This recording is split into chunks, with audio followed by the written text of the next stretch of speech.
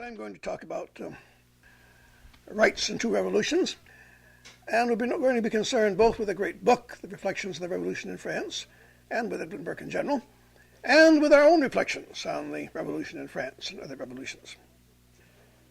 2 centuries ago, Edmund Burke found his fortune to stay, or a little more precisely, 2 centuries and 1 year ago, 201 years ago. He was deprived of office, with the younger Pitt entrenched as prime minister. Burke then seemed ineffectual to many. His Whig party, the first genuine political party of the English-speaking world, had suffered defeat and eclipse. His private affairs were troubled. He was immersed in the prosecution of Warren Hastings, which trial would drag on to the spring of 1795. This was no cheerful prospect. Burke had feared from the first that the House of Lords would not find Hastings guilty as charged. He had written to Philip Francis on December 10th, 1785, "We know that we bring before a bribed tribunal a prejudiced case." Thus Burke was at the nadir of his fortunes 201 years ago. Well, in the year 1790, nevertheless, Burke, almost alone at the nadir of his fortunes, commenced the undoing of the French Revolution. He published the most brilliant piece of political writing in the English language, began to alter the whole drift of British foreign policy, won back the clergy to the national cause, and achieved in political isolation a reputation and an influence exceeding that which he had enjoyed as a manager of party. It is especially this later Burke who attracts the interest of reflective people in the year 1991. In the year of the bicentenary of the publication of Reflections on the Revolution in France, which year is also the bicentenary of increasing ferocity in the French Revolution, naturally enough we turn to Burke as a social philosopher. If some hope, however, to extract from him an ideology, they will be disappointed because Burke detested what we now call ideology, labeling it an armed doctrine. Is Burke's thought relevant to our present discontents? Some part of the institutions and the social order that Burke knew has passed away. What is the America of our time is markedly different from the seaboard republic of Adams and Jefferson. Because we cannot restore, even if we would, either Georgian England or Federalist America, the test of the pertinence of political writings to the challenges of our age is not merely the question of whether a political thinker was European or American. Because Burke addressed himself to matters that transcended nationality and generation, he endures as a man of genius whom men of our time opposed to Karl Marx. With his prophetic gift, Burke perceived the shape of things to come in this bent world of ours. His passionate refutation of leveling ideology and totalist politics has lost little of its force with the passing of 2 centuries. What he said of the Jacobins is yet more true of the Marxist ideologues in our own rough era. "I have laid the terrible spirit of innovation which was striding over all the world."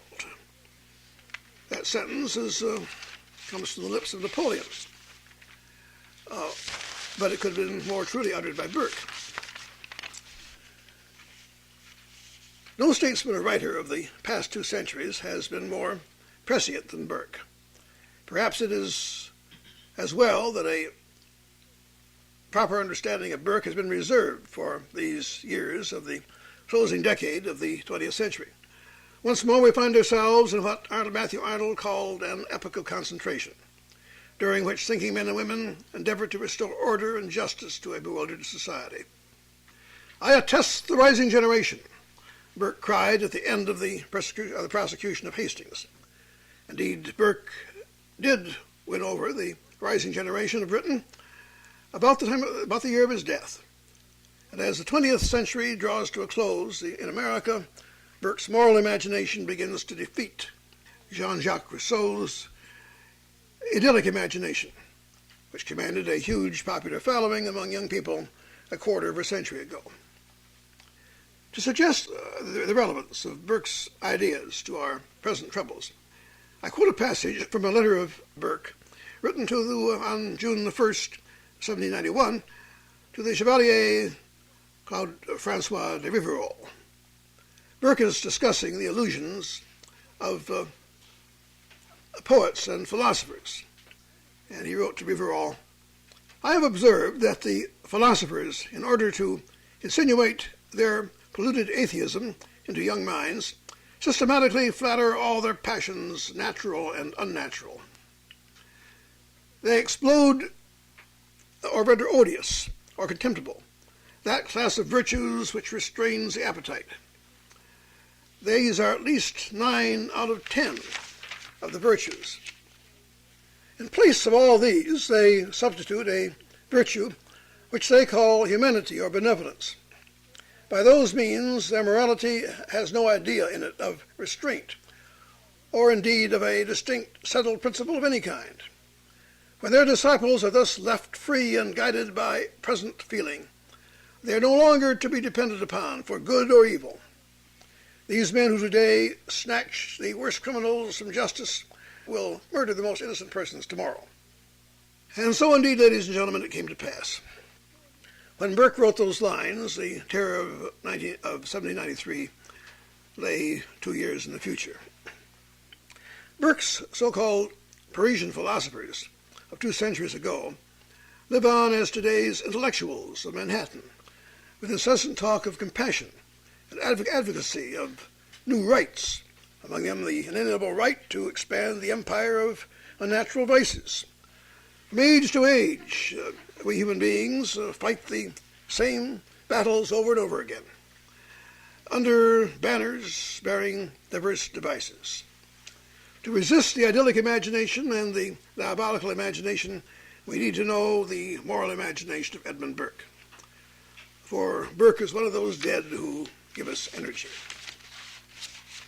So much by way of a brief introduction to our whole seminar here. Now let me proceed to a particular aspect of it. Some of my reflections on the Revolution in France, which are in the spirit of Burke. And that's the part I call the rights of man versus the Bill of Rights, or 2 aspects of rights. 2 centuries ago, the United States settled down into a permanent political order after 14 years of violence and heated debate. 2 centuries ago, France fell into a ruinous disorder which would run its course for 24 years. In both countries there occurred much ardent talk of rights, rights natural, rights prescriptive. The tricky phrase human rights seems to have first entered political discourse by its appearance in the first paragraph of the French Declaration of the Rights of Man. We've been arguing about that strange phrase ever since, human rights. Because after all, what rights are there besides human rights? Animals have no rights. Inanimate things have no rights. God has no rights. God has powers. States have no rights. Federal government has no rights. It has powers. It's different from rights. A right is an immunity. Federal government doesn't have an immunity from the thing. And yet the rights proclaimed by the National Assembly in France never took on flesh during a quarter of a century of terrible social disruption. But the rights expressed in the American Bill of Rights, the first 8 amendments to the Constitution, never had been seriously threatened. It may be found worthwhile to inquire why the French rights turned out to be such stuff as dreams are made of, and Burke said so, and why the civil rights appended by the Constitution of the United States have been, by and large, so peacefully maintained. On August 26, 1789, at Versailles, the Constituent Assembly adopted the Declaration of the Rights of Man and of the Citizen. The King, on October 3rd or October 5th, would be compelled to assent to the Declaration. Now, on September 25th, 1789, at New York, the first Congress of the United States approved and sent to the several states for ratification the first 10 amendments to the Constitution, along with 2 other proposed amendments which, rejected by some states, would fail of incorporation into the Constitution. These 10 ratified amendments of which, strictly speaking, the first 8 constitute the Federal Bill of Rights, would take effect on December 1791. Long before the middle of December 1791, fanatic ideology began to rage within France, so that not one of the liberties guaranteed by the Declaration of the Rights of Man could be enjoyed by France's citizens. One thinks of the words of Dostoevsky: "To begin with unlimited freedom is to end with unlimited despotism." Declarations on parchment do not implement themselves. If they conflict with harsh reality, they still may work mischief, but they cannot then achieve their intended ends. To almost anyone glancing at for the first time at this French prologue or preamble to an intended new written constitution, and at this American appendix to a newly framed constitution, it may seem that the two documents are similar. Also, some resemblances between the Declaration of Independence and the Declaration of the Rights of Man are noted readily. Among the 17 articles of the French Declaration are prohibitions of arbitrary arrest and unusual punishments.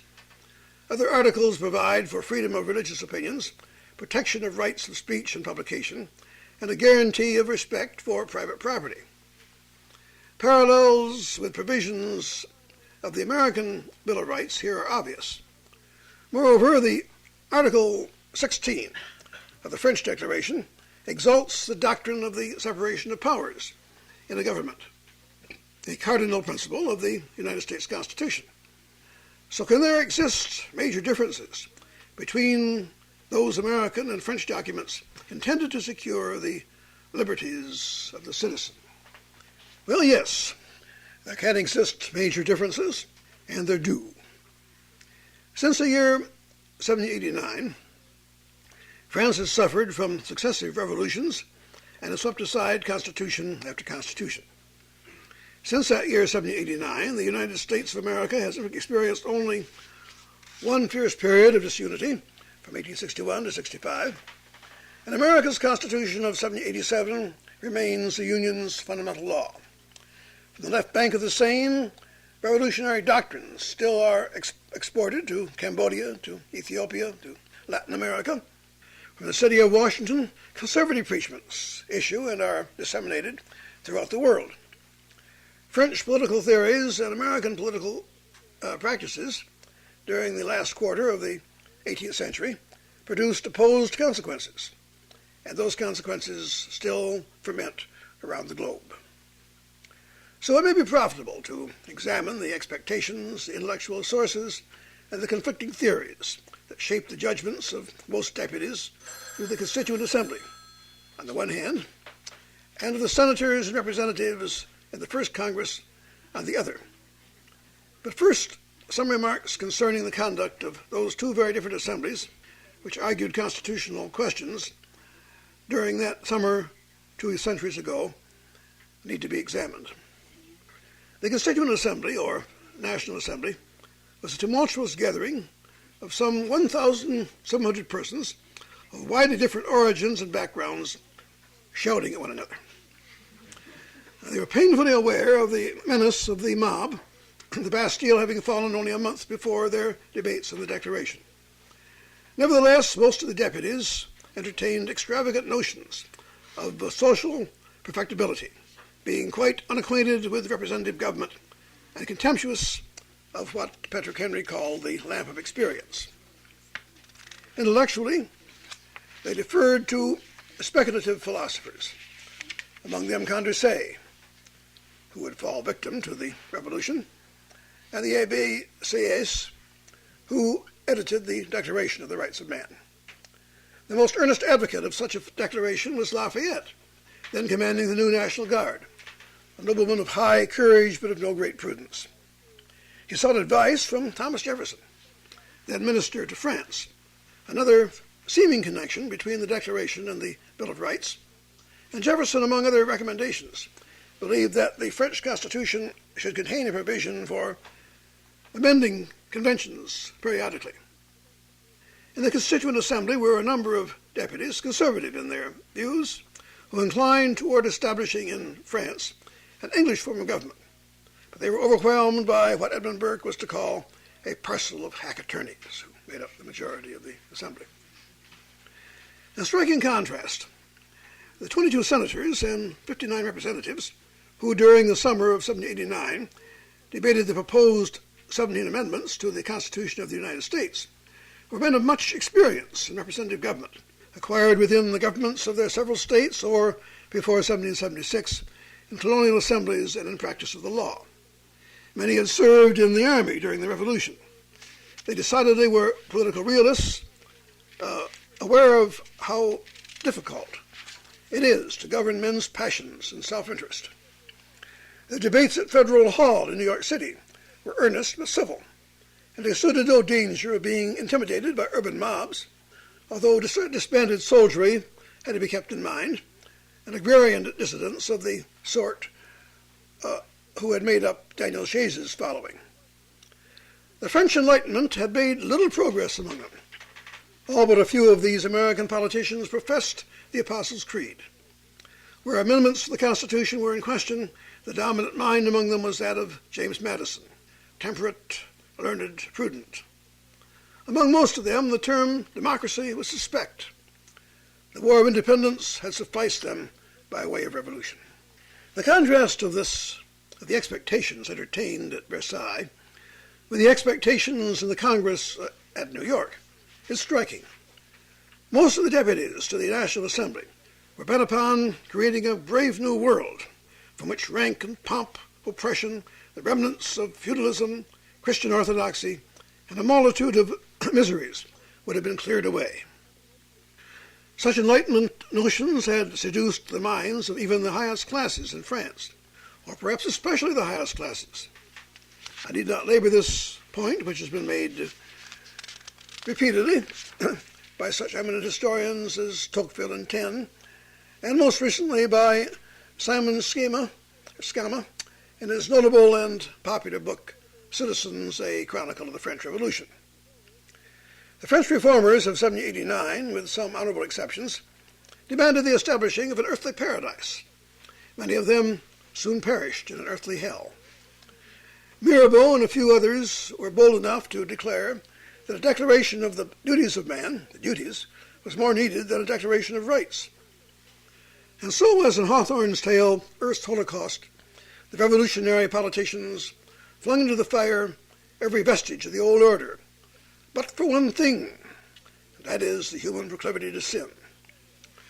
Thus, the sentimentality and the fanatic aspirations of 1789 brought on the terror of 1793. Across the Atlantic, the sober and practical gentlemen who had been elected to the first Congress of the United States knew politics to be the art of the possible.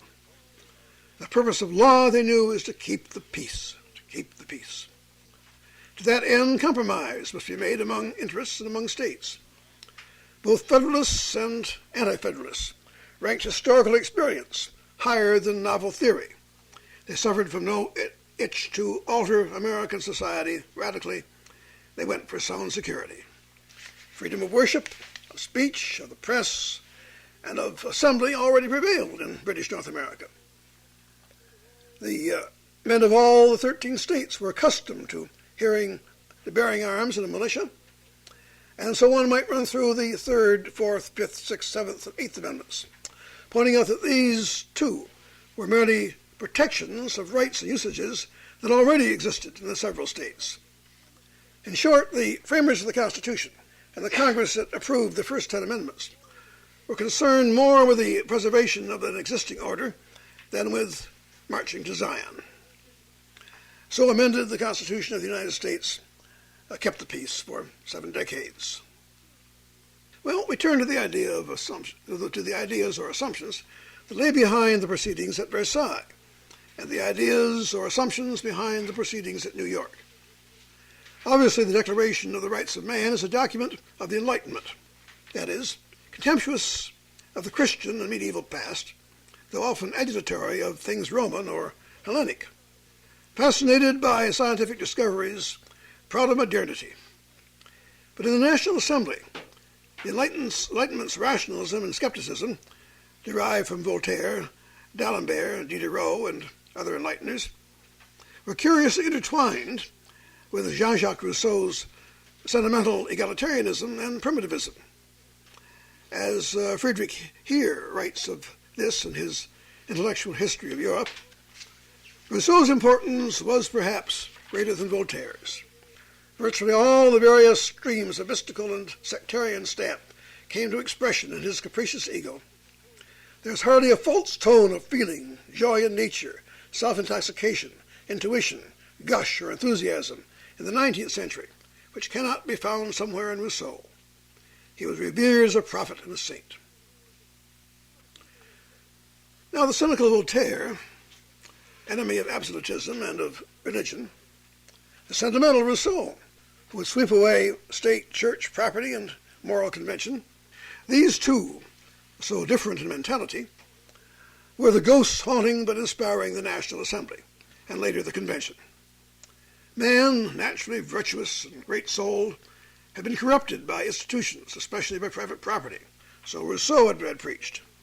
Wipe away the old order of things, set man free, nay, set woman free, too, as in Paul and Virginia, to follow their impulses, preferably on some tropic isle.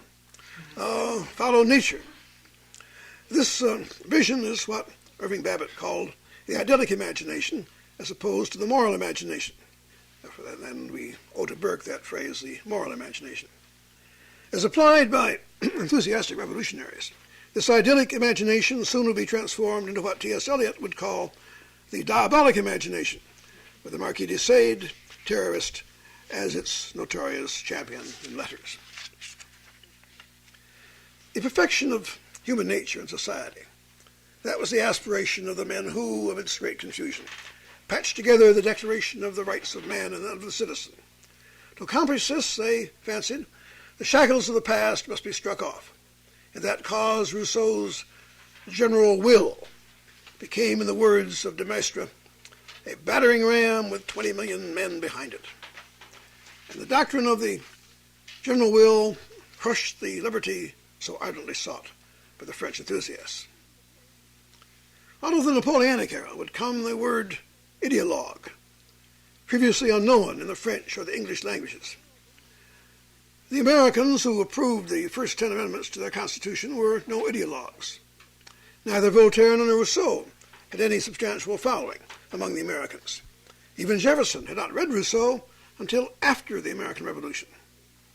Their political ideas, with few exceptions, were those of English Whigs. Abstract doctrine and theoretic dogma had made no headway among them.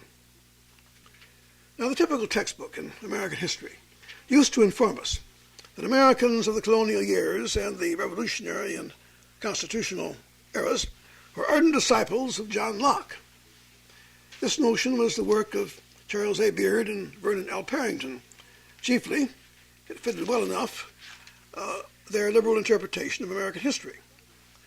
It had only one defect, that it was not true, for the most part, as has been pointed out by such recent writers as Daniel Boorstin, Clinton Rossiter, and William Lee Miller.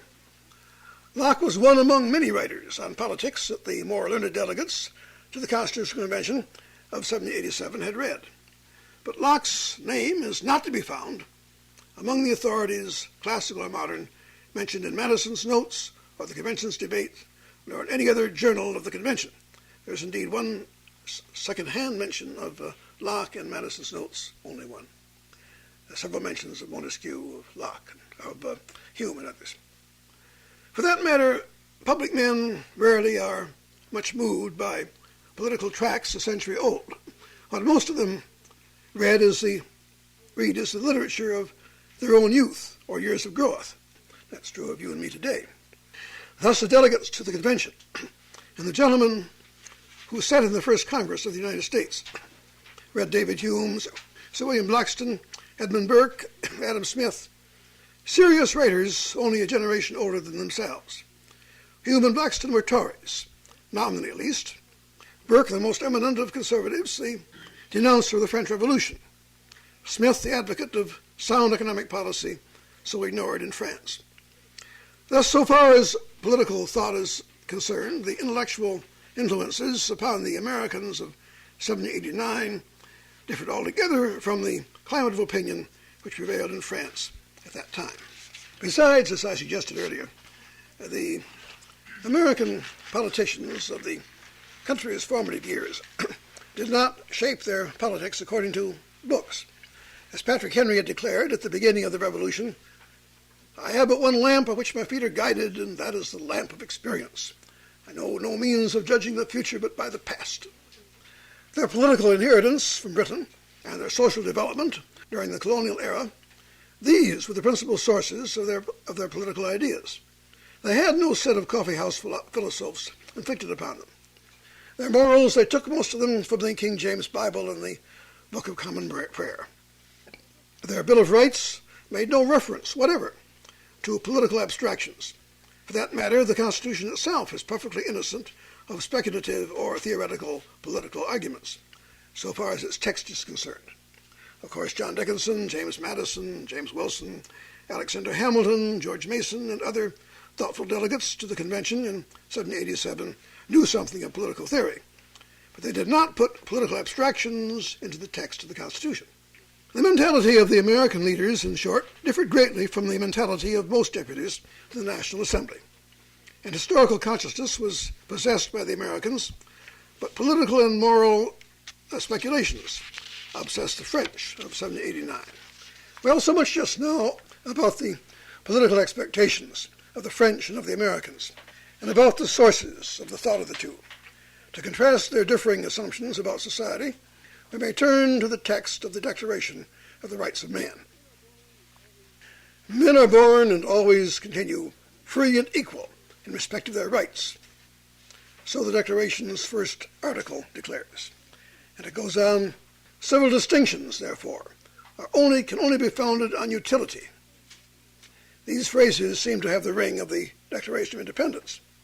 But Carl Becker, in his witty study of the Declaration of Independence, remarks that, in his words, "It does not appear that the Declaration of Independence suggested to the French the idea of a Declaration of Rights, or that it served as a model for the Declaration of Rights which they, in fact, adopted. It was the event itself, the American Revolution, rather than the symbol of the event, which exerted a profound influence upon the course of French history." Well, then, how is it that the two declarations employ similar phrases? Why, as Becker points out earlier in his slim book, Jefferson and his two colleagues on the committee to draft the Declaration of Independence deliberately wrote the document in terms pleasing to the French public and the French philosophes of 1776. Why? Because the military and economic aid of France had become urgently necessary. Otherwise, the Continental Army would be crushed by British forces.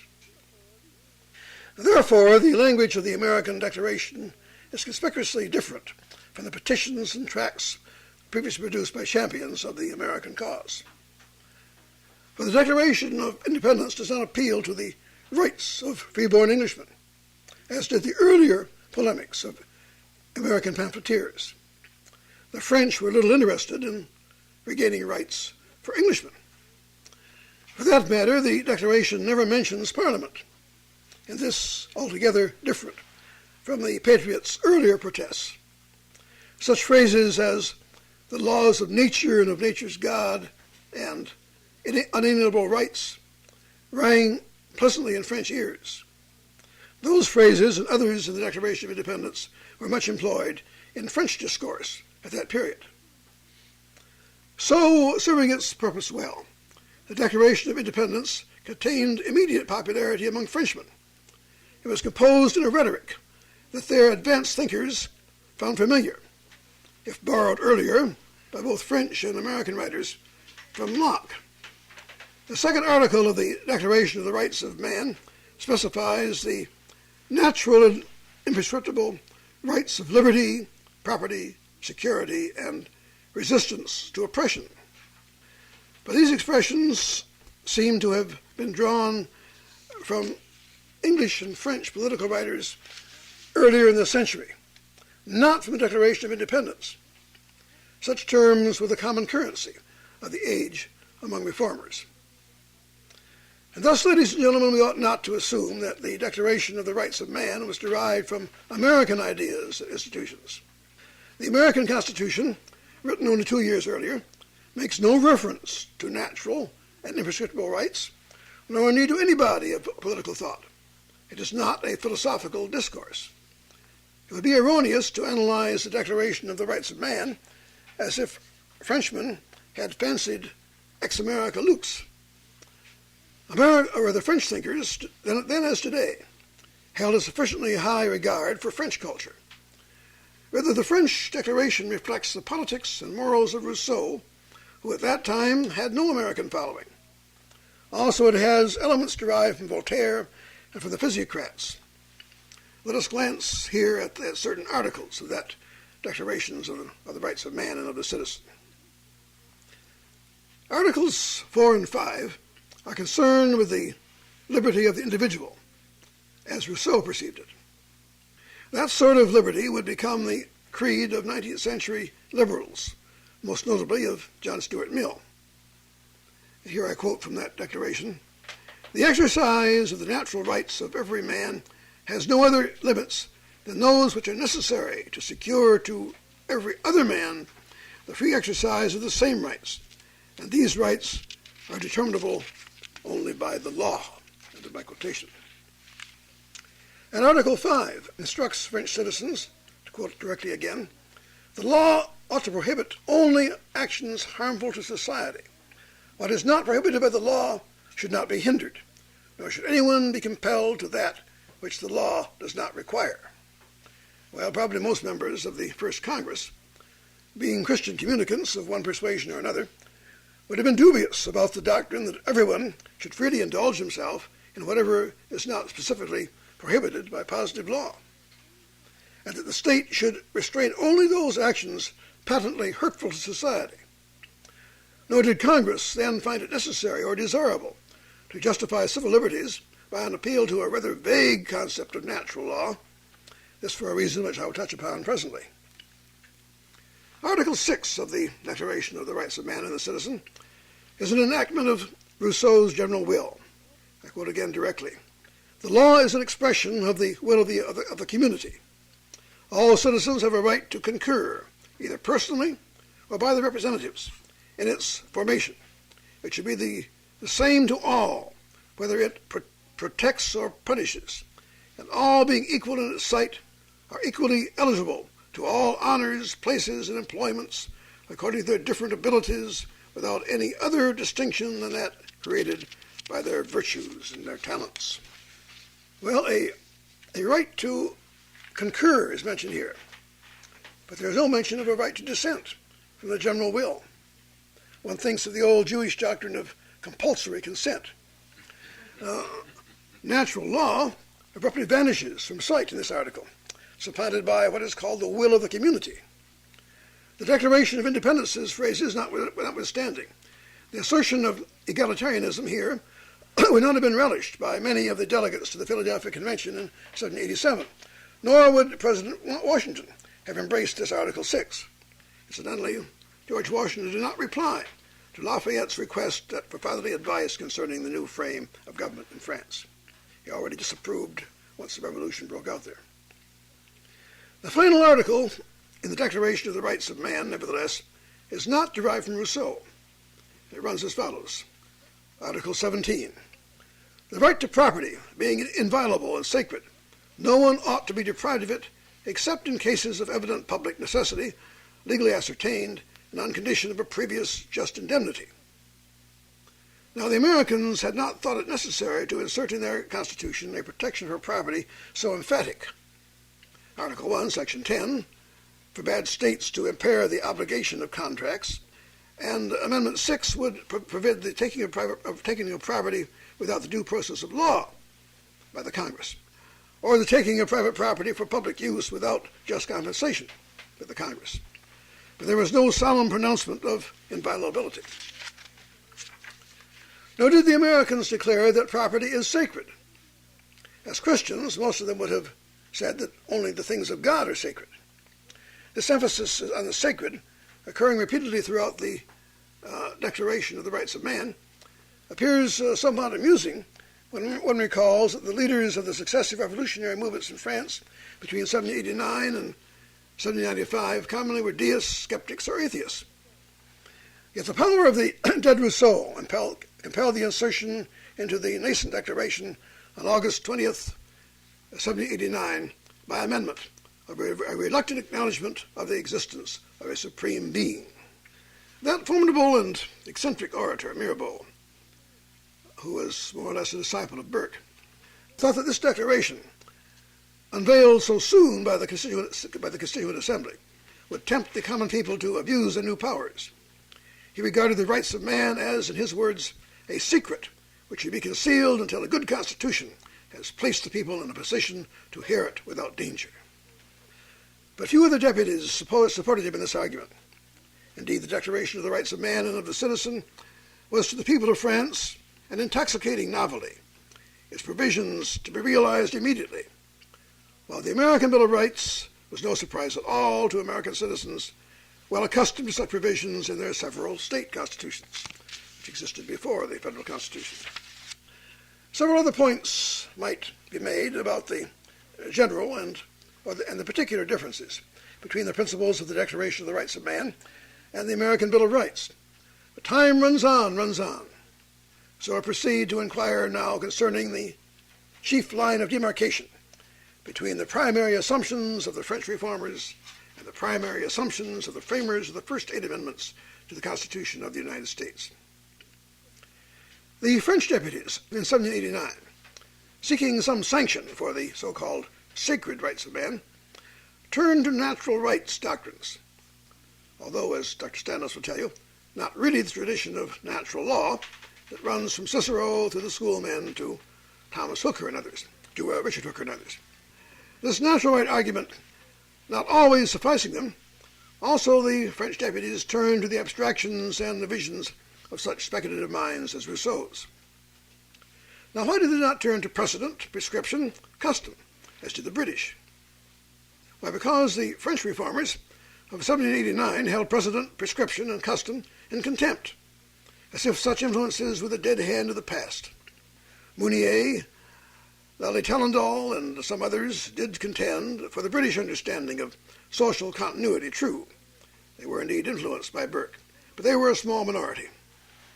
Moreover, France had lost long before any vestige of genuine representative government that might have been emulated in 1789. Therefore, the French rights of man were amorphous and lacked legal precedents. From the moment of their declaration, they were flouted, and often by the very neophyte politicians who had promulgated them so vociferously as a declaration for all men, for all times, for every country, to be an example to the whole world. Those are the words of the Declaration itself. On August 26th and 27th, 1789, to apprehend how a professed zealot for the rights of man might condemn thousands of men and women to the guillotine after trials in which the accused had been denied legal counsel or witnesses in their behalf. Why, one need merely recollect the rhetoric of various third world despots in recent years, and recollect also the frightfulness of their rule. The Universal Declaration of Human Rights, promulgated by the United Nations, was inspired by the Declaration of the Rights of Man, and has been no more efficacious. The Bill of Rights drawn up by the Congress in 1789, to the contrary, did not refer at all to natural rights or to utopian speculations. Its sanctions were ancient statute and charter, the common law, precedent, British usage, colonial custom. Freedom of religious belief and practice had been more fully experienced in British North America than anywhere else in the world. From the planting of British colonies in Virginia and Massachusetts onward, every American settlement had drilled its own well-regulated militia. The colonial governments never had quartered troops in private houses in time of peace, except in a manner to be prescribed by law. Unreasonable searches and seizures had been prohibited by British statutes since the middle of the 17th century. Due process in criminal cases was another inheritance from English law. So was trial by jury. Excessive bail, excessive fines, and cruel and unusual punishments already were forbidden in English law and in the laws of the several states. In effect, the guarantees and protections of the first 8 amendments were principally reaffirmations binding the federal government of rights and immunities already established and accepted as a matter of course in the 13 states. These rights were what Edmund Burke in 1790 would call the chartered rights of Englishmen and of Americans. Unlike the French reformers, such American statesmen as James Madison and Fisher Ames did not proclaim the Bill of Rights they had written as applicable throughout the world at all times. The first 8 amendments were an inheritance, not a novel creation. Their genealogy might have been traced by Americans to the Bill of Rights in England of 1689, to the Petition of Right in 1628, all the way back indeed to Magna Carta in 1215. It was otherwise among the French of 1789, with their relish for grandiose abstraction. The judgment of Lord Acton upon the Declaration of the Rights of Man and of the Citizen summarizes the matter. Acton said to his audience in 1896, "The Declaration passed by August 26th, after a hurried debate and with no further resistance. The Assembly, which had abolished the past at the beginning of the month, accepted at its end, to institute and regulate the future. These are its abiding works, and the perpetual heritage of the Revolution. With them a new era dawned upon mankind. And yet this single page of print, which outweighs libraries and is stronger than all the armies of Napoleon, is not the work of superior minds, and bears no mark of the lion's claw. The stamp of Cartesian clearness is upon it, but without the logic, the precision, the thoroughness of French thought. There is no indication in the Declaration of the Rights of Man in it that liberty is the goal, not the starting point. It is a faculty to be acquired, not a capital to invest, or that it depends on the union of innumerable conditions which embrace the entire life of man. Therefore, the Declaration is justly arraigned by those who say that it is defective, and that its defects have been a peril and a snare." Well, 2 centuries later, the provisions of the American Bill of Rights endure, if sometimes strangely interpreted. The lobbyists of the National Rifle Association may contend that the authorizing the several states to maintain troops, nowadays the National Guard, also guarantees to a Detroit mugger his inviolable right to purchase a Saturday night special pistol or an assault rifle, while certain federal judges appear to reason that the First Amendment clause sheltering the free exercise of religion really is intended to protect the public from religious instruction and public ceremony. Yet despite such accents, such odd notions, we have known liberty under law, ordered liberty for more than 2 centuries, while the great or petty states that have embraced the Declaration of the Rights of Man and of the Citizen, with its pompous abstractions, have paid the penalty in blood. Well, it's a pleasure to talk with you about Lord Acton on revolution. Acton is an interesting and complex man, and I began reading him, I suppose, about 45 years ago. And this gave me the occasion to reread a good deal of Acton and to learn a good deal more, because he was a tremendously erudite man, and one always learned something new by reading one of his essays. A man who indeed didn't write any books or finish any books, but he wrote some 460 published essays and lectures, which form a very considerable body of work. And in them there's a great deal of truth. Well, on the face of the matter, it may seem an insane conjunction to link with the revolutions of the past 3 centuries the name of John Emmerich Edward Dalberg Acton, first Baron Acton. Acton was a man of archives and of books. sometimes called the most erudite scholar of his century. Born to great estate, he was the kinsman of cardinals, cabinet ministers, and dukes. By station and residence, he was protected against the violent events of his time. At his great country house of Aldenham in Shropshire, at his Bavarian estate of Hernsheim near Worms, at his father's Neapolitan palace, or at his Tiggerstein retreat, he saw nothing of the social disorder or the rough side of life. Unlike many young Englishmen of his station, he had no acquaintance with military life. Indeed, his only encounter with the nationalist and socialist violence of the 19th century occurred at Rome in 1870, when Italian troops occupied the city while Acton was a hostile observer of the proceedings of the Vatican Council. Yet Acton repeatedly commended revolution in his notes, literary fragments, and correspondence.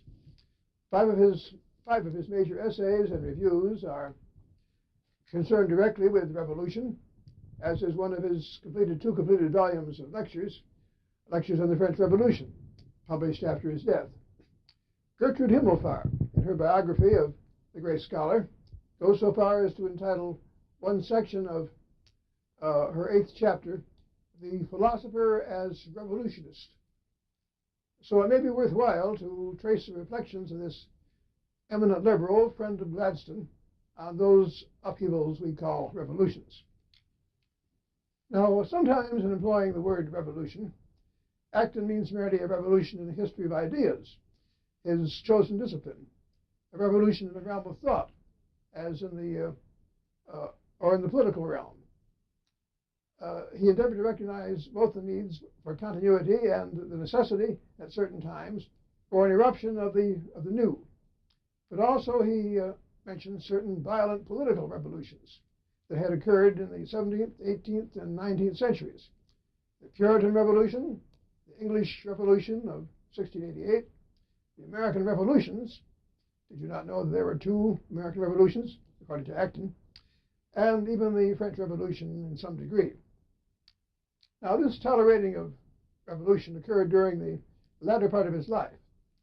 The revolutions, or rather the risings of 1830 in the continent, had occurred 4 years before his birth at Naples. He had been a schoolboy at Ascot during the socialist and nationalist outbreaks of 1848. As he grew to manhood, he made a journey to the United States and presently studied with Dr. Downinger. During that time, he became suspicious of democratic movements and hostile toward nationalism. He was greatly shocked by the atrocities of the Parisian communards in 1871, who murdered the Archbishop of Paris on the barricades, and Acton instructed his children to pray daily for the soul of the good Archbishop Darboy. Through studying with Downinger and through his own historical and political readings and so many books, he came to venerate Edmund Burke, who had set his face against the antagonist world of revolutionary destruction. One might make an interesting pamphlet of Acton's many praises of Burke, especially early in Acton's achievement. He called Burke the teacher of mankind, the greatest of English writers, and remarked that Burke's speeches from 1790 to 1795 were the law and the prophets. He agreed with Burke that the French Revolution had been the enemy of liberty. Well, how then did Acton from time to time come to commend revolution? Because he thought of political revolutions as bringing about, usually, an increase of freedom. Here we need to inquire what Acton meant by this freedom or liberty, which is the great topic of his writings and study and lecturing. Well, he meant Ciceronian and Christian concepts of liberty, ordered freedom governed by conscience. He understood, of course, Cicero's distinctions between voluntas and libido. Voluntas meaning willed freedom, the freedom of the high old Roman virtue, and libido meaning lust, the freedom of the unhallowed appetites. He was a champion of the first and an enemy of the second. Acton knew, of course, the Pauline truth that the service of God is perfect freedom. Acton understood that power is the ability to do to other people as one wishes, whether those others wish it or not, while freedom is the ability to withstand arbitrary power. True freedom is the opportunity, said Acton, to make moral choices and to do one's moral duty here below. Lord Acton, who never throughout his life suffered under any arbitrary power, just detested the absolutist political regimes of earlier centuries, and those that remained, those absolutist regimes that remained during his own age. Part of what he meant by freedom may be gathered from the following two rather curious brief fragments extracted from his unpublished manuscripts. Here's his first definition of freedom. Definition of liberty. 1, security for minorities. 2, reason reigning over reason, not will over will. 3, duty to God, unhindered by man. 4, reason before will. 5, right above might. That's his first remarks on the definition of liberty. Here's the second definition. He wrote, liberty is a condition of duty, the guardian of conscience. It grows as conscience grows. The domains of both grow together. Liberty is safety from all hindrances, even sin, so that liberty ends by being free will. Rather cryptic definitions, and indeed he was revolving this matter all his life, trying to define what he meant by liberty. Sounds really curious. Liberty is freedom from all hindrances, even sin. Are you free to commit sin in order to be free? It's a curious argument. Well, liberty of conscience and religious toleration were Acton's highest concerns in the pursuit of personal and civil liberty. These preoccupations made of him a liberal Catholic, opposed to the doctrine of papal infallibility, and to much else that resulted from the Vatican Council. It was the First Vatican Council of 1870-71. Well, perhaps we're proceeding too rapidly here. In his early writings, Acton denounced revolutions as, in his words, a malady, a frenzy, an interruption of the nation's growth, sometimes fatal to its existence, often to its independence. How his views gradually changed, we may ascertain by some examination of the successive essays on political revolutions. The earliest of these essays on revolution, entitled Political Causes of the American Revolution, was published in Acton's periodical, The Rambler, edited by him, in May 1861. It was not reprinted until included in Douglas Woodruff's edition of Select Acton Essays on Church and State in 1952. In short, for nearly a century, this essay was not available. Why not? Because it was not politically correct, PC as we say. It didn't accord with liberal opinion during that time, but it is now available. This essay begins with references to Athenian democracy, and then Acton continues, the fate of every democracy, of every government based on the sovereignty of the people, depends on the choices it makes between these opposite principles, absolute power on the one hand, and on the other, the restraints of legality and the authority of tradition.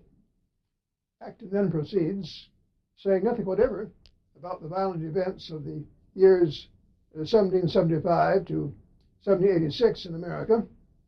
Then he proceeds to examine the Constitution, the American Constitution, drawn up in 1787. And he writes, far from being the product of a democratic revolution and of an opposition to English institutions, the Constitution of the United States was the result of a powerful reaction against democracy and in favor of the traditions of the mother country, a point which I made in my very recent book, America's British Culture. In this remarkably receptive essay, written when Sir John Acton, as he was then, was 27 years old and a member of Parliament, here he explained the success of America's federal system of government as a guarantor of liberty, restraining national democracy, averting the domination of a temporary numerical majority. Acton found that Thomas Jefferson, with his contempt for social and political continuity, Jefferson's doctrine that the dead have no rights, Jefferson's trust in the mass of the people, in Acton's words, this subverted the republicanism of America and consequently the republic itself. He had no respect for Jefferson. He greatly admired Washington and the Federalists generally. In a dozen printed pages, Acton discussed in this essay the general conservatism of the delegates to the Constitutional Convention, whose opinions he had studied closely. His views are very like those expressed in recent years by such American scholars as M.E. Bradford, of whose book, A Better Guide Than Reason, I'm bringing out a new edition this month or so, Forrest McDonald, Clinton Rossiter, Daniel Burston, and your servant, myself. 28 years later, in his lengthy review of Bryce's book, The American Commonwealth, Acton would come to very different judgments, as we'll see presently. All this about the Constitutional Convention of 1789, well enough. But what about the American Revolution, an account of which is promised with the title of that major essay? Why, the revolution that Sir John Acton wrote about in this essay did not commence in 1775. No, it commenced in 1861. And nowadays we call it the American Civil War, or the War between the States. That's what Acton first meant by the American Revolution. It was the South revolting against the North, or against the Union. And he was all in favor of the South. He was opposed to the central government in the United States. For the secession of the Southern states, Acton argued in the following portion of his essay, was a revolution justified by resistance to the looming oppression of the South of the North, by the attempt of the voracious northern industrial interest, the fanatic abolitionist, and the consolidators of national power, their attempt to subject the South to an unconstitutional domination of a central government, repudiating true constitutional federalism. He said that the great advantage of the American political system was federalism, which the North was trying to abolish. The tyranny of a democratic majority over a sectional minority, or of one economic interest over other economic interests, could become intolerable. And the Southerners, he said, did well to rebel against democratic despotism, as Tocqueville had called the domination of an intolerant majority. Here I quote Acton directly. It is simply the spurious democracy of the French Revolution that has destroyed the Union, Acton wrote in 1861, by disintegrating the remnants of English traditions and institutions. All the great controversies on the embargo, restriction, internal improvements, the Bank Charter Act, the formation of new states, the acquisition of new territory, abolition, these controversies in America during the 1830s, 40s, 50s, and 60s. All these are phases of this mighty change, steps in the passage from a constitution framed on an English model to a system imitating that of France. The secession of the Southern states, he went on, is chiefly important in a political light as a protest and reaction against revolutionary doctrines, as a move in an opposite direction to that which prevails in Europe. The Confederate Revolution, he's judged, was a rising meant to secure liberty. The French Revolution had turned out, with its successor risings in Europe, to be the road to a hideous tyranny. Well, Sir John Acton, Member of Parliament then, quoted with high respect and at great length John C. Calhoun on concurrent majorities. He concurred in such matters with Orestes Brownson, the Catholic writer, whom he called the most influential journalist in America. He cited Alexis de Tocqueville for authority. Acton exposed the injustice of protective tariffs levied by the northern industrial interest. He assailed the abolitionists for exhibiting what he called the same abstract ideal absolutism, which is equally hostile with the Catholic and the English spirit. Well, this essay of Acton's presents the best case there is for the Confederate cause made by any observer abroad, a thoroughly conservative judgment in the line of Burke and Tocqueville. That's what he meant by the American Revolution, at least when he wrote in 1861. But by 1889, a radical change had occurred in Acton's judgment about the convictions and the assumptions of the delegates to the Constitutional Convention in 1787, as he had described those constitutional origins in his essay on the political causes of the American Revolution in 1861. Then, in that original essay in 61, Acton had emphasized the freedom of the framers from abstract doctrine and theoretic dogma. He had declared that the framers of the Constitution were governed by respect for English institutions, customs, conventions, and prescription. Yet his criticisms of James Bryce's book, The American Commonwealth, which I'm bringing out a new edition with the Liberty Fund in a few months, his criticism of this book, published in the English Historical Review in 1889, Acton found in that review that Bryce entertained the very judgments about the conservative attachment of the delegates of 1787 to custom, convention, and English institutions, which he himself, Acton, had published 18 years earlier. But now, in 1889, Acton proceeded to contradict his eminent literary liberal colleague, Bryce, and indeed to contradict himself. For now, here in 1889, Acton declared the American Revolution to have been, in his words, the supreme manifestation of the law of resistance, as the abstract revolution is its purest and most perfect shape. Ignoring the judgment of Burke, Jentz, and other analysts of the American War of Independence, Acton insisted in 1889 that during what we call the American Revolution, the Americans fought not for constitutional rights, what Burke had called the chartered rights of Englishmen, but instead they fought only for abstract liberty. Why should they have come to the cost? Why should we? For the American Revolution, he says, had, in his words, taught men that they ought to be in arms even against a remote and destructive danger to their freedom, that even if the cloud is no bigger than a man's hand, it is their right and their duty to stake the national existence, to sacrifice lives and fortunes, to cover the country with a lake of blood, to shatter crowns and scepters and fling parliaments into the sea. On this principle of subversion, the Americans erected their Commonwealth, and by its virtue lifted the world out of its orbit and charted a new course of history.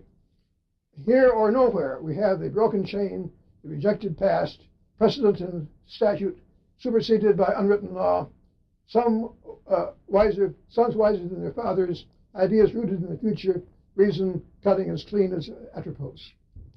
In short, 18 years later, he quite changed his stand from what he said earlier about America. And now said he praised the Americans for, he said, ignoring the past and precedent and striking out for an abstract principle of liberty. Radical change in the man for which we cannot entirely account in his life. Well, that is fine rhetoric. But this exhortation to sound the clarion and fill the fife, and for other men to wade through lakes of blood in advancement of abstract principle, seems a trifle false, coming from the country house of a middle-aged nobleman who never struck a blow, dwelling in the security of Victorian England or Hohenzollern Germany. Acton had read Marx by this time and had urged his great friend Gladstone to read Marx. In this rhetoric about the American Revolution, these lakes of blood, do we hear an echo of Marx's doctrine of massive bloodletting to achieve the final revolution? Certainly seems odd for Acton, who never struck a blow in his life, to rejoice in these lakes of blood, somebody else's blood. Some of us, I suppose, are wiser in our youth than in our middle years. So it seems to have been with Acton. Perhaps there had been growing in Acton's imagination an infatuation with revolution with a capital R, and not merely with revolution in the realm of ideas. For it was his assumption, which seems naive to us nowadays, that all revolutions against established and complacent authority would lead, at least in the long run, toward greater freedom for every man. That postulate runs through Acton's lectures on modern history, delivered at Cambridge at the turn of the century.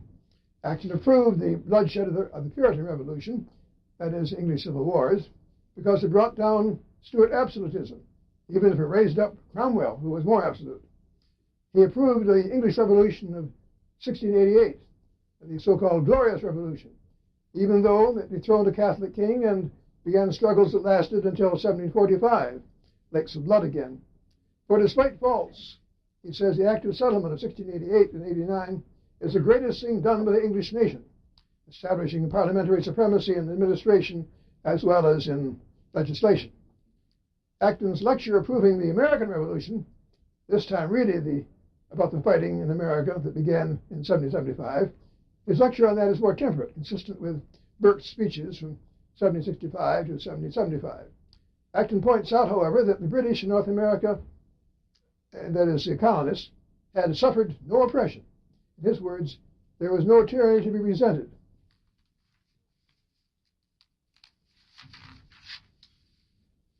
The colonists were in many ways more completely their own masters than Englishmen at home. But he goes on to glorify the battles at Lexington, Concord, and Bunker Hill, even though he has just said they're not really necessary, rejoicing in revolution for its own sake. Well, this acceptance of even enthusiastic approbation of, revolutionary violence did not well consist with Acton's subscription to the principle that the means are not justified by the end, or with his condemnation of murder as the worst of sins. Ralph Waldo Emerson, despised by Acton, instructs us that a foolish consistency is a hobgoblin of little minds. That's the famous phrase of Emerson. A foolish consistency is a hobgoblin of little minds. And elsewhere I have commented that a fatuous optimism frequently is a damnation of great minds.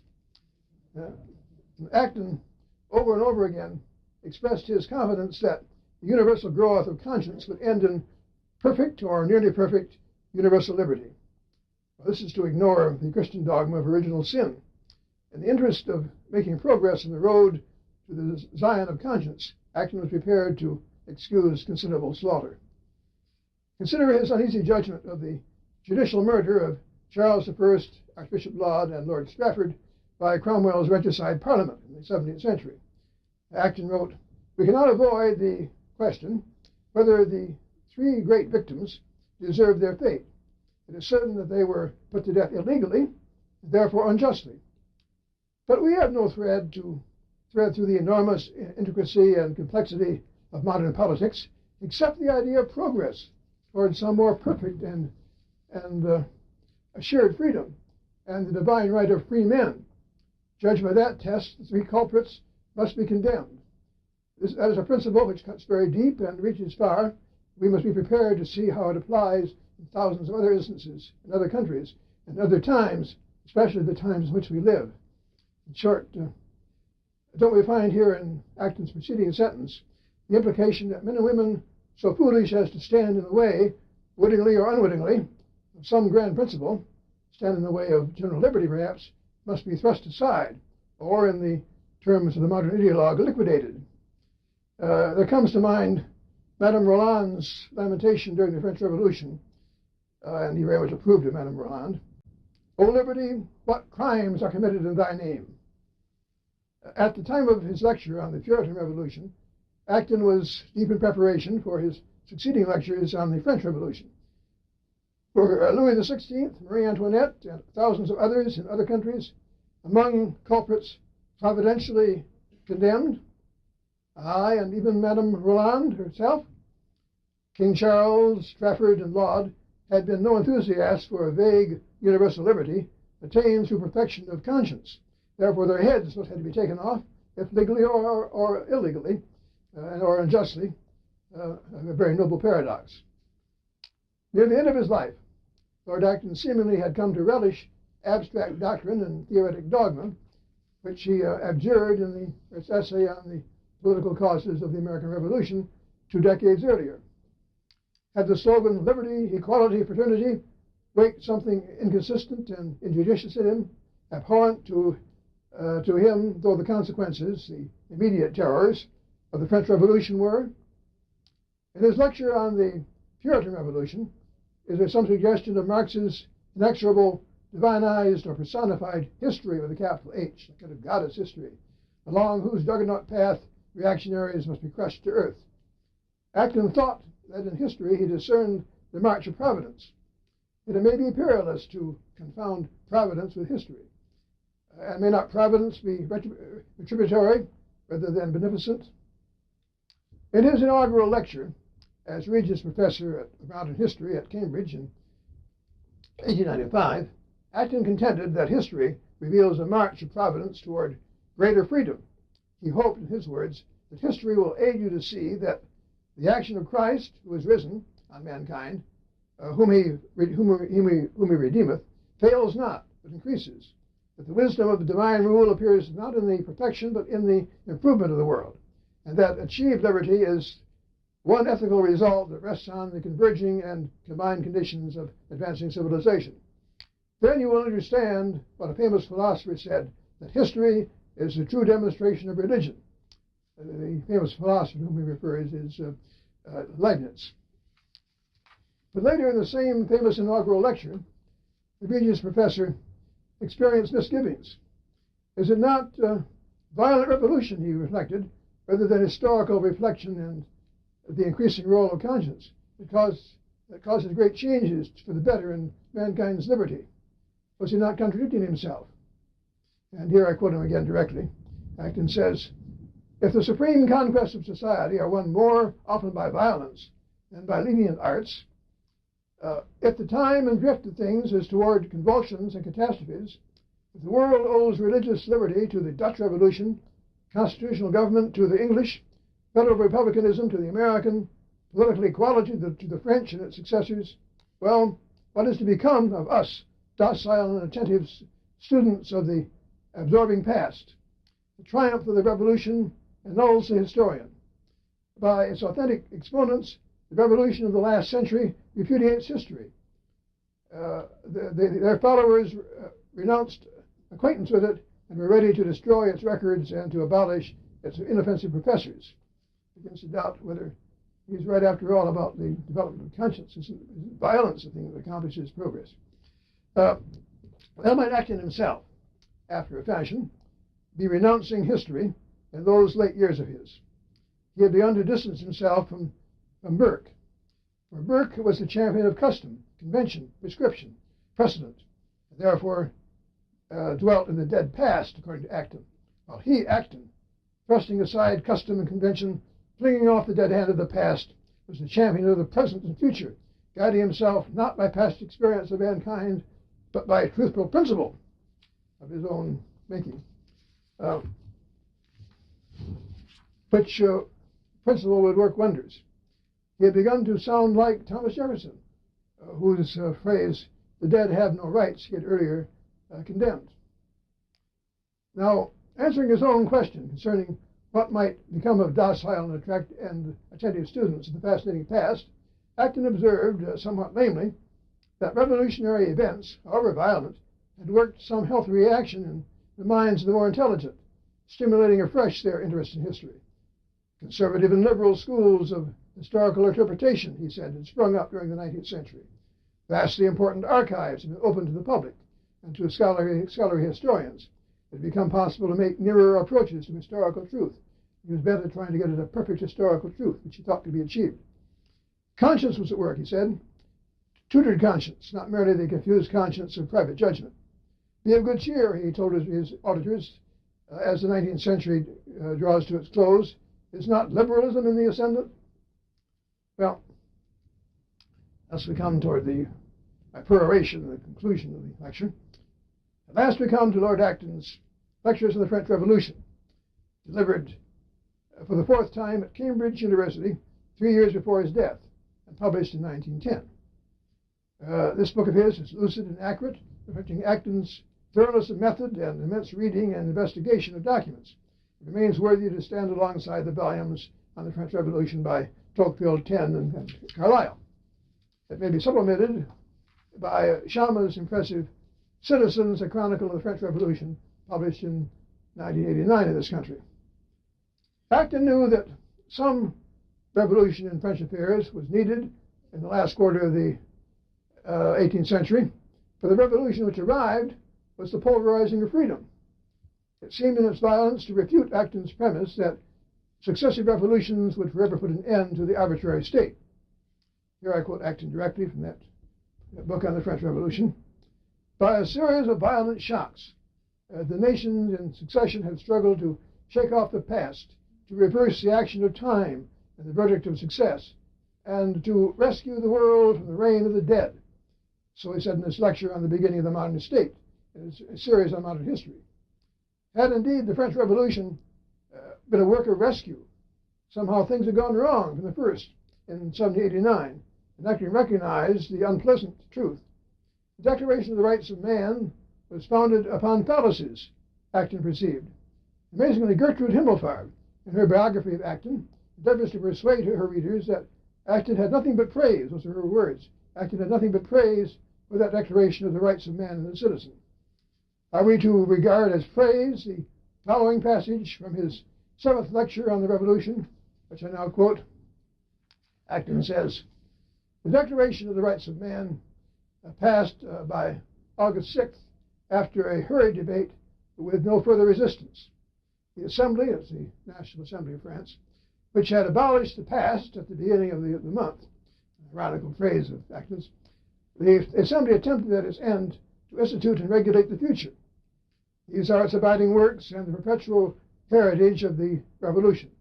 With them a new era dawned upon mankind. Yet this single page of print, this declaration, which outweighs libraries and is stronger than all the armies of Napoleon, is not the work of superior minds and bears no mark of the lion's claw. The stamp of Cartesian clearness is upon it, but without the logic, the precision, the thoroughness of French thought.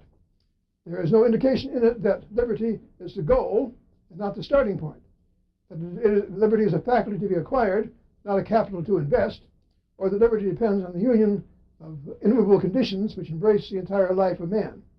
Therefore, the Declaration of the Rights of Man and the Citizen is justly arraigned by those who say that it is effective and its effects have been a peril and a snare. That's Acton on the Declaration of the Rights of Man and the Citizen, in which Bertram Himmelfarb says his entire praise of the Declaration. From this Declaration of the Rights of Man and the Citizen, the road of the French led with swiftly increasing violence to catastrophe, the revolution soon devouring its own children, which terrible story Acton does relate unsparingly. The passion for liberty trampled out order and justice, and tolerable societies require the reality of all three principles: order, justice, and freedom. In fact, you cannot have one without the others.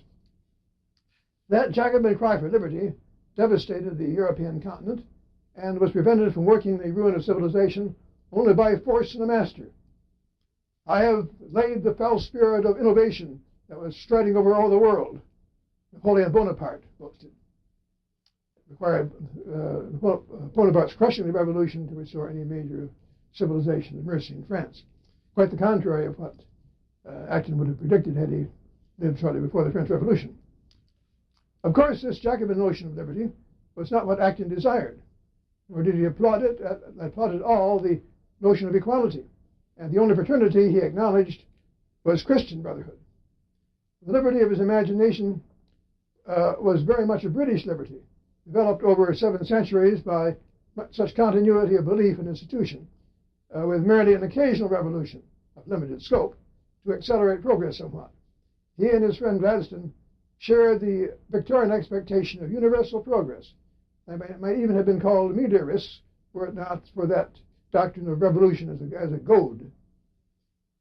They didn't believe that progress came automatically, although it's always moving along. They needed to be stirred up from time to time by a little revolution, although not too violent a revolution. A dozen years after Lord Acton's death in 1902, the world entered upon what Arnold Toynbee called a time of troubles, a time which, if we may believe another distinguished historian of our own time, Fernand Braudel, a time of troubles that may end with the arrival of the 21st century. The cry liberty has been heard in nearly every country since 1914, but what has been attained in most of the world is tyranny. Revolution of the most violent character has reduced most of Africa and Asia to misery. Eastern Europe only now begins to hope for some restoration of order. Latin America, or much of it, remains in convulsions. The expectation of Acton that revolution would be an instrument of progress and emancipation has been exploded. On the contrary, in the 20th century, the word revolution has come to signify commonly an occasion for the proletariat to loot the quarters of the prosperous, and perhaps to slit throats too in those same quarters. As Burke declared, at the end of every revolutionary vista stands a guillotine.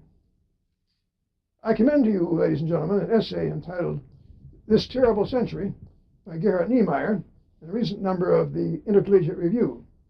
Dr. Niemeyer writes, "To us who are enjoying a life in relative wealth, the educational and artistic offerings of a flourishing culture, and, yes, in peace, this century may seem to appear to provide full reason for self-congratulation. But," Niemeyer continues, to the future historian, however, this century may rank as one of the worst centuries of human history. That is, it may so appear to an historian who can discern between good and evil spirits, who is sensitive to the needs of the soul, and skillful in reading between the lines of official texts. He may wonder again at the phenomenon of totalitarianism, a novelty in history, and a government by ideology that produced general slavery when formerly private slavery had occurred.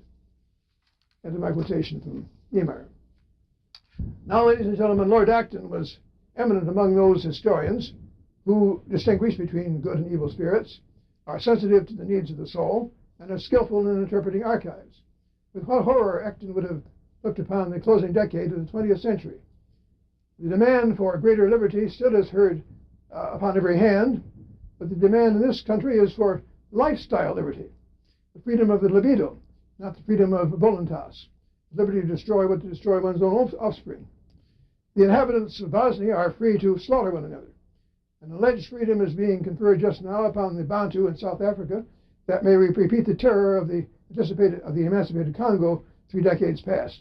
In what country do we encounter that happy increase of the influence of conscience which Acton preached? Freedom cannot endure except upon the footing of a healthy order in the soul and order in the commonwealth. Revolution, after all, is the disruption of order, and therefore extreme medicine. For that reason, the serious student of history today will do well to read rank such historians as Eric Voegelin and Christopher Dawson, historians of order, higher than Acton. Nevertheless, I take great pleasure in reading Acton's essays on liberty repeatedly, and do commend them to you. Lord Acton, now a member of the community of souls, you and all the dead do have rights, Jefferson notwithstanding. I, my lord, you are one of those souls now in eternity who will give energy to us the living. I pray, my lord, that you may continue to be read in the revolutionary and oppressed age, oppressed by giant and ideology. Thank you, ladies and gentlemen.